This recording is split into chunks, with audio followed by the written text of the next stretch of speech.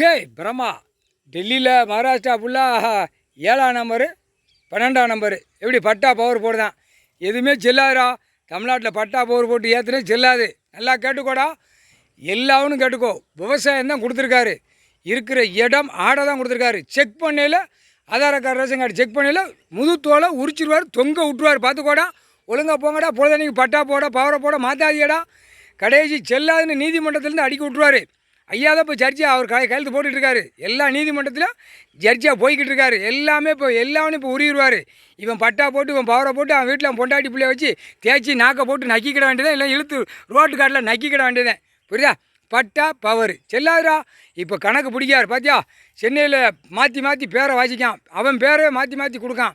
அப்போ நீதிமன்றத்தில் CID report CP report உளவுத்துறை டெல்லியிலேருந்து தமிழ்நாடு வரைக்கும் எல்லா நீதிமன்றத்துலேயும் கொடுத்துறப்பா. இவனுடைய பேர் முதலமைச்சர் தமிழ்நாடு உள்ள பேர் மாற்றி மாற்றி கொடுக்கான்.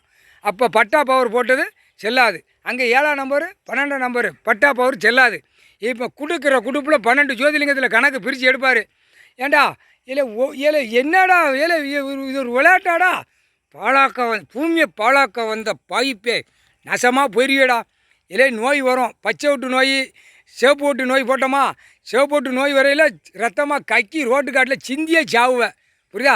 அரசியல்வாதி அவன் ரத்தம் சம்மந்தப்பட்டது பூரா ரத்தமாக கக்கியே சாவும். அரசியல்வாதி ரத்தம் சம்மந்தப்பட்டதுன்னா அவன் பொண்டாட்டி, அவன் பேரன் பேத்தி, கொல்லு பேரன், செடி பேரன், பூமி எழுதி நாசம் பண்ணி வச்சுக்கான்ல, தண்டனை கொடுக்கார், கடவுள் தண்டனை கொடுக்கார். அது மாதிரி போய்கிட்டே இருக்கையில் ரத்தமாக கக்கி செத்துப்போம். இப்போ வெயில் அடிக்காடா, இதை மாதிரி வேறு மாதிரி ஒன்று விடுவார்.